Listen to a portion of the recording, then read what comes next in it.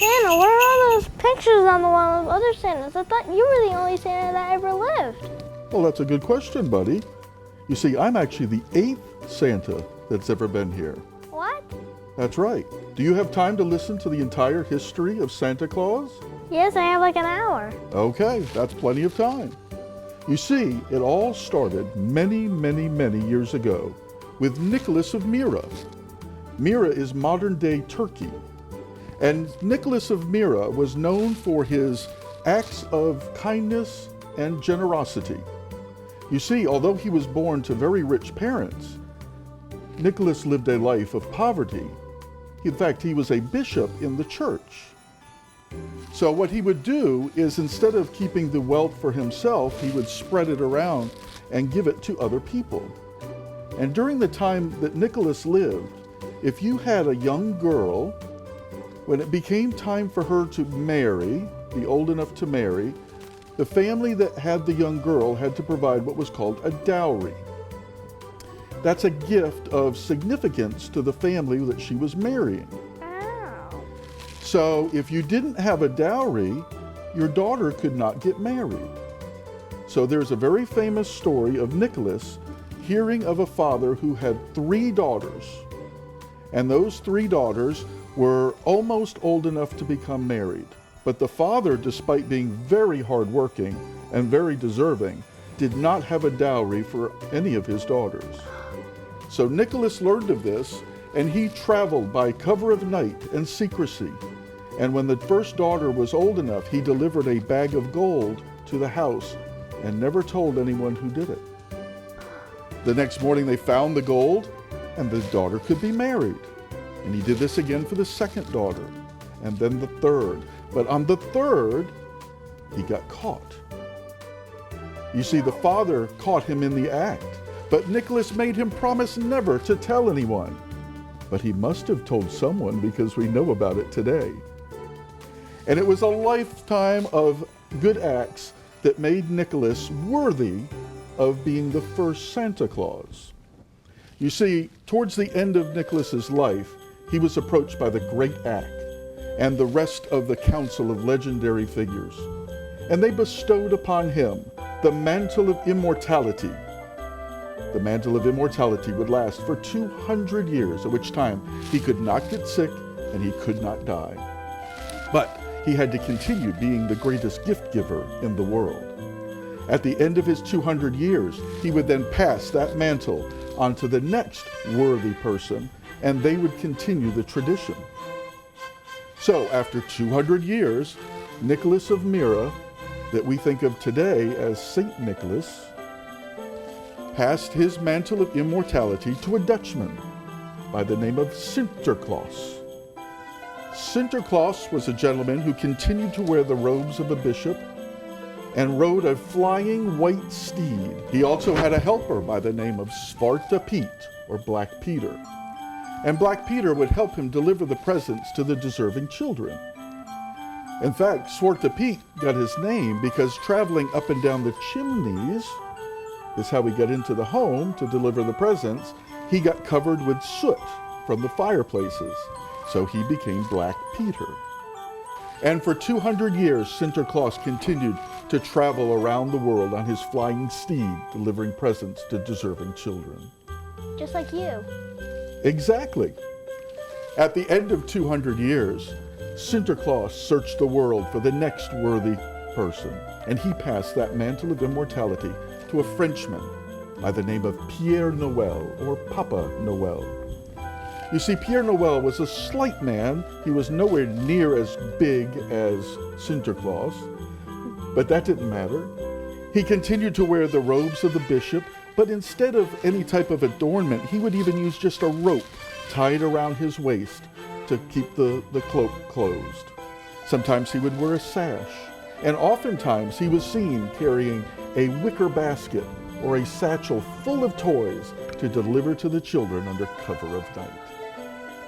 And Papa Noel continued to do that for 200 years. At the conclusion of his reign, he decided to pass his mantle to a very unique individual. In fact, she is the only woman in our history of Santa Claus. She was the Good Witch, of Italy. Yes? I was gonna say, is it a witch? It is. It's the good witch of Italy, La Befana. La Befana would travel on her flying broomstick with toys in a bag upon her back or a satchel. And she would drop those presents down the chimney. So she would travel just like all of the other Santas before her, delivering the presents. So she doesn't just put them there, she just drops the whole She bag? drops each individual present down the chimney. Make sure they don't break. That's right. So La Befana continued to fly through the night sky for 200 years. And then she decided it was time to pass her mantle on to a gentleman from Hungary. Now, Hungary is the home of Mikulas. And Mikulas did things a little bit differently. Does he have a partner? He has not one partner, but two partners. You see, Mikulas would travel, again, adorned in the cloak and garb of the bishop, with a tall papal hat, a very tall hat. And he would travel with his two helpers, one, the good angel. I would imagine was pretty easy to determine that she was there to help the good children and deliver presents to them. And his other helper was to deal with the bad children. The other helper's name was Krampus. I know it. Krampus was a black demon-like creature with horns growing out of his head. And he would continue to punish the bad children. In fact, all of the depictions had Krampus with switches or whips in his hand. So glad that's not you. Exactly. We don't do that anymore. Because after 200 years, Mikulas passed his mantle on to a Russian gentleman who lived way up north in the Siberian side of Russia, named Desmoroz. Desmoroz, also known as Grandfather Frost, is the first to not wear the robes of a bishop. He wore very elaborate garb, trimmed in fur, very much like I have here today. And he would wear either blue or red. And he was accompanied by a helper, but it was his granddaughter, the Snow Princess. So we have a gentleman who is living in the coldest region known at the time, and he continues to deliver presents even in the harshest of conditions. Even in a snowstorm? Especially in a snowstorm. After 200 years, though, Desmoroz, oh, one more thing about Desmoroz. He gave his presents on New Year's Eve. So not Christmas Eve Not Christmas like Eve. you. Correct. This year. Correct. Or this month. In fact, we deliver presents on other days other than Christmas Eve. December 6th still celebrates St. Nicholas. It's St. Nicholas Day, or the day of his feast. On Christmas Eve, I am known to travel around the world and deliver presents. On New Year's Day, we have the traditions set forth by Desmoroz. And on January 6th, we have the date of Epiphany, where the three kings, which represent the three wise men who delivered presents to the baby Jesus, they deliver presents to Mexico and the South American countries. So you see, I'm not exactly the only gift giver there is. Oh. When Desmoroz had finished his 200 years of service, he passed his mantle of immortality to an Englishman. This Englishman we know as... You. Nope, Santa. Father Christmas. Oh. Father Christmas was the gentleman who we see with the fur very much like mine, but a tunic with a hood, not a hat like I wear today. He was also seen wearing a wreath of holly on his head as well. And Father Christmas also had the distinction of being able to communicate with animals. So he could get anything to help him if he's late? Especially the woodland creatures, exactly. And a very, very interesting thing happened while Father Christmas was in charge. The New World was discovered. The folks that lived in Europe discovered the New World of North America, and they began to migrate and immigrate to this new land. And with them came their traditions. The Germans brought the tradition of the Christmas tree. The Dutch were still celebrating what Sinterklaas had done so many years before. Father Christmas figured that his next person he would find would be from North America. So when it came time for him to give up his mantle of immortality, he found me. Kris Kringle is what I used to go by. And when I met Father Christmas, he told me that I was worthy of the mantle of immortality. So I have promised to continue to deliver those presents to the deserving children around the world. Now, a lot has happened during my reign as well. I first received the mantle of immortality in the year 1868. I am in year 152 of my 200 years. Because of the global expansion from the people of Eastern Asia and Europe into the New World, I have decided to move everything up here to the North Pole. You see, from the North Pole, every direction I travel is south.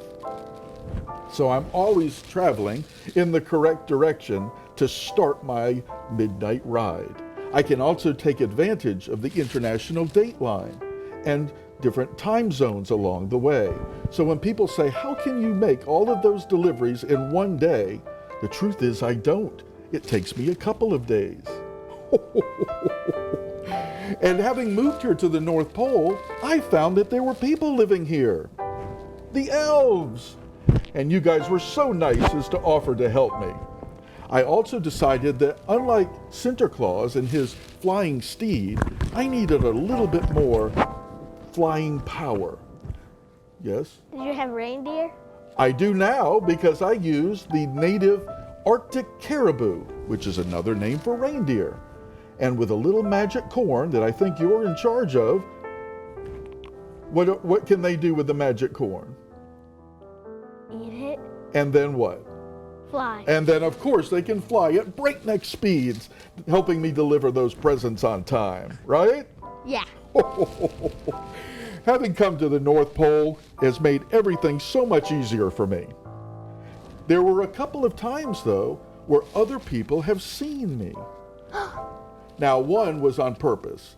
There was a gentleman by the name of Thomas Nast who asked to take my picture so that he could use it in a publication called Harper's Weekly. And in the late 1800s, he published those pictures so the rest of the world could see what Santa Claus looked like. Like you right now. It was me, of course. Yeah. And the other time, I didn't plan on getting caught. And that was the time when I visited the home of Clement C. Moore.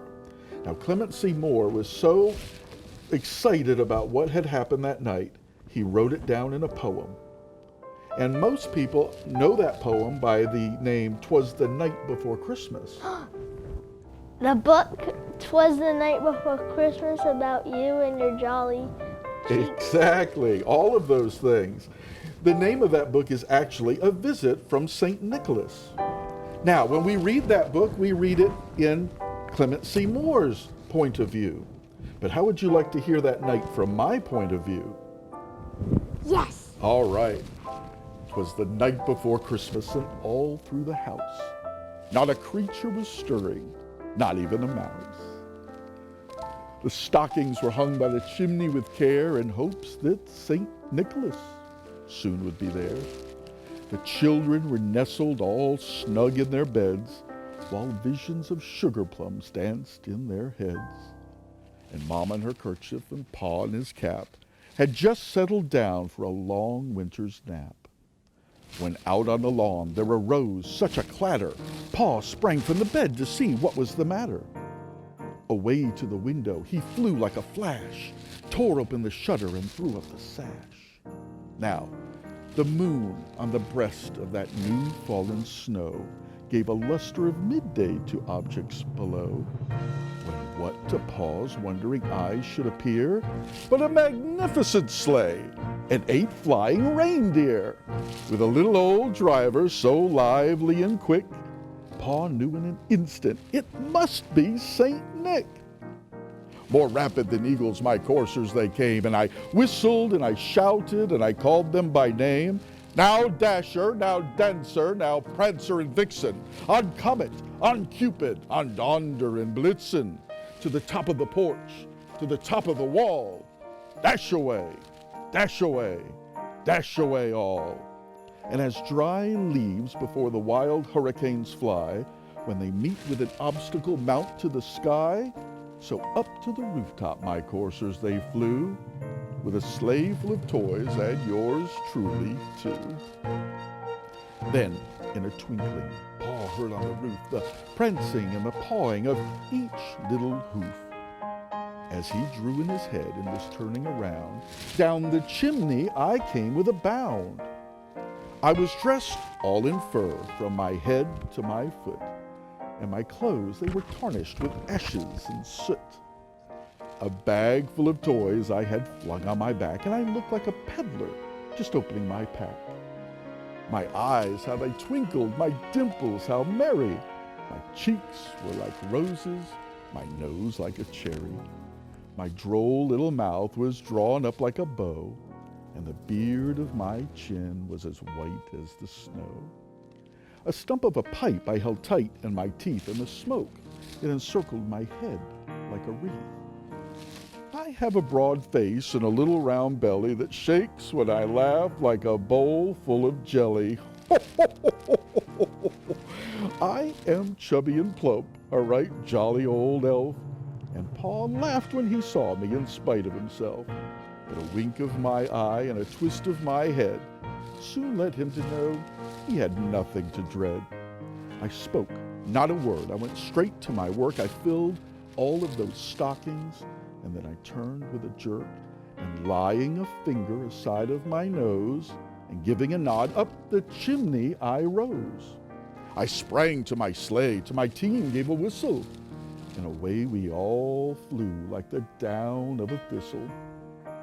But Pa heard me exclaim as we flew out of sight, "Happy Christmas to all, and to all a good night." And now you know everything there is to know about the history of Santa Claus. And in 48 short years, I too will be looking for a replacement for my mantle of immortality. Now, let me see here. Oh my, would you look at the time? Buddy, we're supposed to be checking on those presents in the wrapping department. No! Are you ready? Yeah, but can I ask you a question? Certainly. Can I call you Chris? Oh, buddy.